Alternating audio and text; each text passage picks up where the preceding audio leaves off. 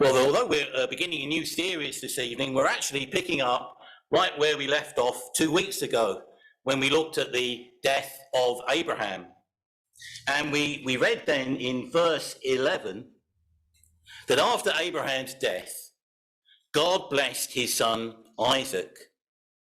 But although Isaac was destined to live even longer than his father, in the Genesis narrative, relatively little is recorded about him. Instead, the spotlight immediately moves to his younger son Jacob and his rivalry with his brother Esau. Now, I've read that when we're young, we tend to identify with Joseph and all those dreams that he had as a young man. However, as we get older and enter the latter part of our lives, with so many memories and with not a few regrets to draw upon, we're more likely to identify with Jacob.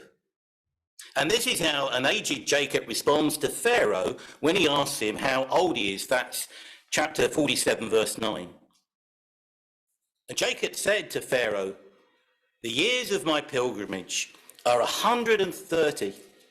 My years have been few and difficult, and they do not equal the years of the pilgrimage of my fathers."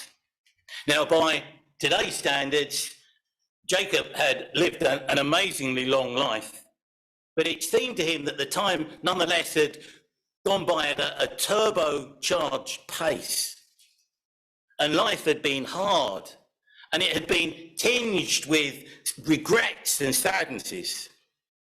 And that is the reason then why, as we age, we tend, don't we, to identify more with Jacob than we do with Joseph.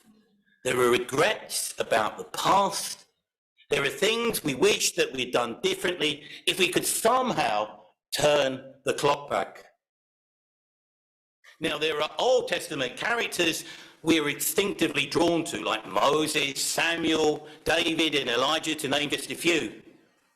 But Jacob is not one of them. Jacob is not a very likable character. Jacob is not an empathetic figure. Years ago, when the Pratt's Bottom Christian bookshop was still open, I came across a book entitled Struggling with Selfishness. And it was a book on the life of Jacob. And this is what the author wrote in his preface. The struggle with selfishness, that's the saga of the patriarch Jacob, and a struggle we all face at times. Well, I wonder actually whether the author is being a little too generous to his readers. It's not a struggle we face at times, it's a struggle we face all the time, if we're honest. And that's why God's dealings with Jacob, a man who struggled with selfishness all his life, are so instructive for us. We too face that same struggle. Life for the Christian is one lifelong struggle against the selfish nature within us. But there's a second dominant theme in the life of Jacob. And we see right from the beginning God's sovereignty in action. God, in his sovereignty, chose this man to be the third in the line of the patriarchs of Israel after his father Isaac and his grandfather Abraham. Why he chose such an unappealing man over his brother Esau, a man's man, well, we don't know. But the fact of the matter is that he did, as later biblical authors will go on to testify. So this is the title I've given to this series of messages about Jacob. Sovereignty and selfishness. Sovereignty and selfishness. Whereas Abraham experienced an amazing journey of faith, Jacob experienced God's sovereignty and a lifelong battle against selfishness.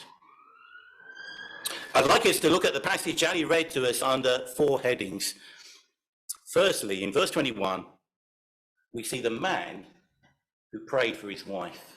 The man who prayed for his wife. Isaac prayed to the Lord on behalf of his wife because she was childless. Why is life never easy for God's people? Why is life never straightforward for the one God has called to be his? Isaac seemingly had everything. He'd inherited his father's wealth. More importantly, he'd inherited his father's faith. He'd inherited the divine promise given to his father that they would be the fathers of a great nation. He'd married a beautiful woman. Everything seemed to be in place except for one thing. After 19 years of marriage, he and Rebecca remained childless. It was a case, wasn't it, of history repeating itself. His own parents had travelled along this same path. Isaac's half-brother Ishmael, by contrast, had been prolific in his fertility. And verses 13 and 14 tell us that he fathered no less than 12 sons, a veritable football team and a substitute to boot. Ishmael was like the church minister who with his wife had so many children that it was quipped that he had a ready-made congregation. Why was life then so much easier for the son outside of the covenant than it was for the one in the covenant? Why did Ishmael and his wife have no trouble in creating babies while Isaac and Rebekah only knew frustration and pain in their inability to have children together? Isaac, however, to his great credit, did not grow bitter or resort to the sort of measures his own mother and father had resorted to. Remember, namely to recruit a surrogate. Isaac thankfully did not adopt the Hagar strategy of his parents. Instead, what did he do? Verse 12. He prayed for his wife. The New King James Version puts it even more strongly. Isaac pleaded with the Lord for his wife. Pleaded with the Lord for his wife. Now that's probably an understatement. He didn't start praying or pleading for her only after 19 years of her infertility. No doubt they tried for a baby at the outset of their marriage, and when Rebecca did not fall pregnant immediately afterwards, he prayed for her that she would. He prayed to the Lord on behalf of his wife, meant then many years of persistent intercessory prayer. It meant year after year of anguished prayer as there was still no sign of a baby on the horizon. Isaac knew he was praying according to God's revealed will on account of the covenantal promises he and his father had received. But as he prayed, he knew he would have to reconcile himself to God's way and to God's time. He would have to be patient with the patience of God. So Isaac went on praying patiently and persistently until his prayer was answered. Why is life never easy for God's people? Why are prayers often slow in being answered? Well, I think it's how C.S. Lewis puts it so aptly in The Problem of Pain. God whispers to us in our pleasures, speaks in our conscience, but shouts in our pain. It is his megaphone to raise a deaf world. See, God is seeking to get our attention, and it certainly got Isaac's, and he prayed faithfully for his wife over the course of many years. Of course, this may not always be the case of all Christian men in this regard. They may not always be faithful in praying for their wives or be diligent in their care of them. An overworked pastor habitually told his congregation that if they needed a pastoral visit, they should drop a note in the offering plate. One evening after the service, he discovered a note which said, "I am one of your loneliest church members, but most generous of benefactors. May I have a visit tomorrow evening?" The note was signed by the pastor's wife. By contrast, Isaac was the man who cared and prayed for his wife. But secondly, we see verse 23, the God who was sovereign. One people will be stronger than the other, and the elder will serve the younger. You know, Rebecca's troubles did not end when she fell pregnant. She did not have an easy time during her pregnancy. She did not only feel a baby's kick, but she felt the babies jostle, the baby twins jostle one another inside her. The Hebrew text literally says the children smashed themselves inside her. It felt as if her womb had become a battlefield. And she wondered what was happening to her. Is this the normal experience of a mother-to-be expecting twins? Is this par for the course? Will I just have to put up with it? She wasn't sure, so she inquired of the Lord, perhaps via a prophet or a priest. At any rate, the Lord reveals to her that he will confound human convention. The two boys may come from one family, but they will represent two nations, Edom and Israel. But it will be Israel who will be the stronger of the two. It will be the elder who serves the younger, not the other way round, as might have been expected. You see, God's sovereignty will overturn human convention. God's sovereignty will defy human expectation. In the ancient Hebrew world, it was always the older son who would receive the double the inheritance of the second-born son. It was known as the older son's birthright. But God had other plans for Jacob and Esau. The covenantal line he'd established through Abraham and Isaac will be continued through the younger son Jacob, not the older son Esau. As the Lord would declare some 1600 years later through the prophet Malachi, yet I have loved Jacob, but Esau I've hated. And the Apostle Paul would pick up on the sovereign choice of God in his letter to the Romans. Romans 9, verses 11 through 13. Yet before the twins were born, or had done anything good or bad, in order that God's purpose in election might stand, not by works, but by him who calls, she, that's Rebekah, was told, the older will serve the younger, just as it is written, Jacob I loved, but Esau I hated. You know, God offers no explanations, let alone any apologies in his choices. And Paul then goes on to quote the words of the Lord, words to Moses to reiterate his prerogative to choose. What then shall we say? Is God unjust? Not at all. For he says to Moses, I will have mercy on whom I have mercy, and I will have compassion on whom I have compassion. So Paul concludes in verse 16, it does not therefore depend on human desire or effort, but on God's mercy. A woman once said to C.H. Spurgeon, I cannot understand why God should say he hated Esau. That, replied Spurgeon, is not my difficulty, madam. My difficulty is to understand how he could love Jacob. You know, there are mysteries to the doctrine of election which we will never grasp. But the right attitude to take is not, well, there must be something in me which inherently won God's favour, but rather, how on earth could he love me in the first place if he knows the state of my self-centred heart? The man who prayed for his wife, the God who is sovereign, and then thirdly, verse 31, the man who was an opportunist. Jacob replied, first sell me your birthright. You know, Jacob was every adjective prefixed by the word self. He was self-seeking, self-centered, self-serving, self-addicted, self-aggrandizing, and self-absorbed. No wonder Spurgeon scratched his head in wonderment that the Lord loved Jacob. There was very little which was lovable about him. And Jacob's selfishness comes to the surface here in verse 31 through his opportunism. And seeing his headstrong brother Esau being famished, Jacob eyed an opportunity.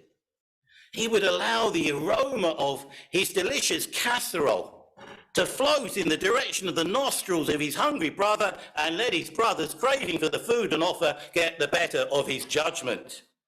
Jacob would manipulate his brother into surrendering the most prized asset in his life, his birthright as the oldest son of Isaac. He would manipulate his brother by ruthlessly taking advantage of Esau's devil-may-care attitude to life. Now, the text, as I read it, suggests that it wasn't a spur-of-the-moment decision on Jacob's part. It was premeditated. He had been waiting for the right opportunity to present itself. He'd been plotting all his life to get his hands on his brother's birthright, right from the moment he had followed his brother out of their mother's womb, grasping Esau's heel by the hand. And that was a portent of what was to come here in verse 31. So when Esau sees stew, Jacob sees opportunity. And the price of that bowl of stew, Jacob sets as high as you possibly can imagine. It would cost a ravenous Esau his birthright. But Jacob is not satisfied with a mere word of his brother. Jacob wants to make his brother's undertaking to give him his birthright legally binding. So Jacob gets his brother to swear an oath, verse 33, he would hand over his birthright to him. Jacob therefore had every base covered, he'd had every angle covered. He dotted every I and crossed every T in the transaction, and only then did he serve his brother the stew.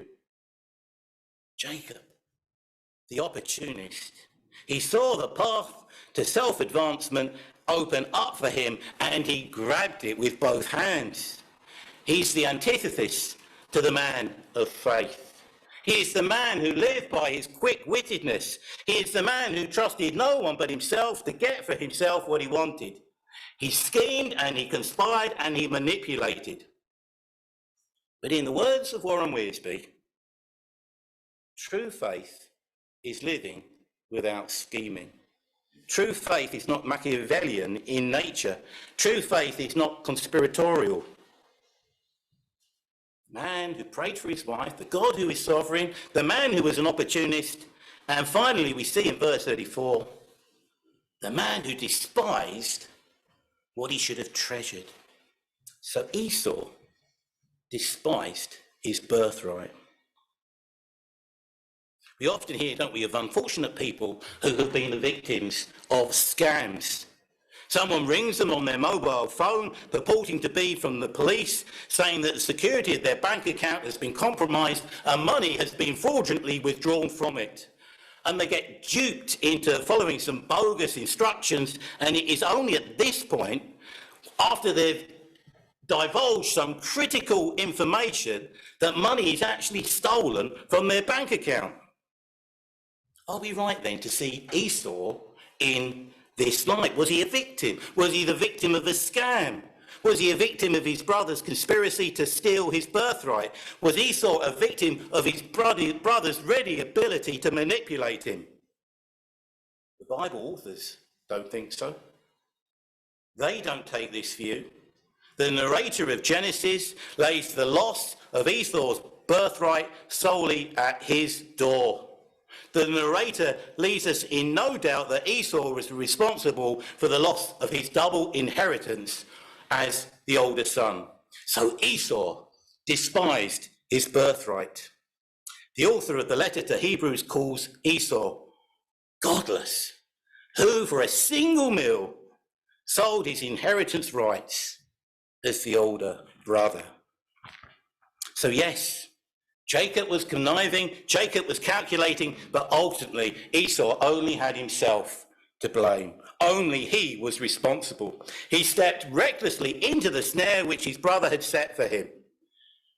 Esau was careless with his heritage. He displayed a couldn't care less attitude to what he should have prized, yet sold for the helping of a stew. Therefore, Esau was his own worst enemy and was unable to distinguish between the contrasting values of immediate gratification and an enduring heritage. He despised what he should have cherished. He was the sort of man who knew the price of everything but the value of nothing. You know, he symbolizes those for whom gratification in this life is more important than the salvation of their souls for eternity. Life is all about the here and now. Life is all about grasping your opportunities right here, right now. Listen to Esau's words in verse 32, which played right into the hands of his cunning brother. Look, I'm about to die. What good is my birthright to me? Esau is a symbol of the earthbound and secular man of today. I'll take my chances if there's a God. In the meantime, I'll get on with life on earth, because life is not a dress rehearsal. You've only got one stab at it. What were the words of caution Jesus gave to his disciples lest they drift into such thinking? Well, Mark 8, 36 to 37. What good is it for someone to gain the whole world yet forfeit their soul? Or what can anyone give in exchange for their soul? You know, this past week, we've seen just how fragile life is, even in the lives of the most successful people. People who, on the surface, seem to have everything going for them. People who, in the eyes of most of us, have gained the whole world, who have reached the pinnacle of their profession, people who have become household names, but who are people who still have their inner demons and insecurities to contend with. Divine sovereignty colliding with human selfishness. That will be the reoccurring theme of the life and times of Jacob, as we'll go on to see over the course of the next few weeks. Jacob's story began with a man who prayed for his wife, and after many years of intercession, Rebekah conceived, and he and his twin brother Esau were born. The God who is sovereign, however, ensured that it would be Jacob, the younger brother, and not Esau, the older brother, who would succeed his father as the next patriarch of Israel. Jacob was the man who, in the grip of his selfishness, was the opportunist and took full advantage of the open goal to extract his brother's birthright from him. Esau was the man who despised what he should have treasured, his very birthright as the oldest son of Isaac and Rebekah. You know, Esau's case, well, it's really a case where human responsibility meets divine sovereignty. Yes, God had chosen an undeserving Jacob over his brother, but Esau was still responsible for his recklessness in handing over his birthright to him. I read recently a list of 10 traits which define selfish people. As I read them, I felt very uneasy. Here are just 5 of them. Think about yourself, talk about yourself, listen greedily to what people say about you, expect to be appreciated, never forget a criticism. That was the kind of person Jacob was as he struggled with his selfishness. It's who we all are to a greater or lesser extent. But this was the type of person God chose over his brother, despite all of Jacob's selfish traits of character. It wasn't anything to do with Jacob's merits, for he had none. He was chosen despite what he was, not on account of what he was. And that is the nature of grace. Grace that is earned is not grace at all. Grace goes to the undeserving, people like Jacob.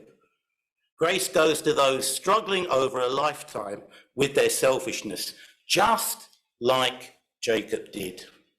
Grace does not go to the self-righteous Pharisee, but to the penitent publican, who in Jesus' famous parable beats his chest and prays, God, have mercy on me, a sinner. Just how much progress Jacob made in his struggle with his selfishness, well, we'll go on to see in the next few weeks. One commentator calls him God's rascal, but at least he was God's, despite his rascality, and God's sovereignty met with his selfishness. Amen.